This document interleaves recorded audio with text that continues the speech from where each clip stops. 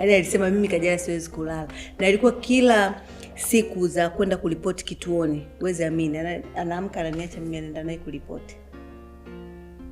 Anaenda naye kituoni na ripoti na kisha anasema anaweza kaenda mwenyewe akamweka tena mahabusu, yani afu yani sio fresh.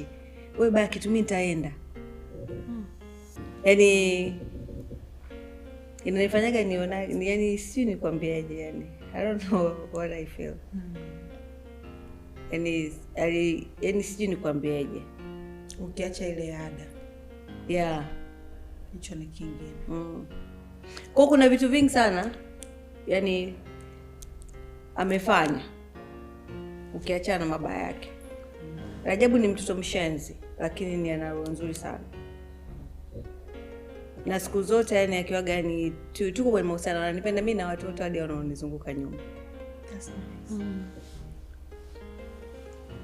Unahisi alipitiwa na shetani kwenye ile ambalo watu wote tulishtuka? Mpaka leo hii mimi mwenyewe yani sijuage what happened. Najiulizaga hilo swali alafu yani sijawahi kupata jibu kamili. Na nipagi jibu kamili. Yani uweze amini najiulizaga mpaka kesho kutwa. Ndio maana kuna kitu kinanifanyaga nakuwa niko 50-50. Kwa sababu hajawahi kunipa jibu. Umeelewa? Alafu ukiongea na Paula anakuelezea the whole story. Kwa hiyo yani inakuwa sasa yani kitu gani kilitokea?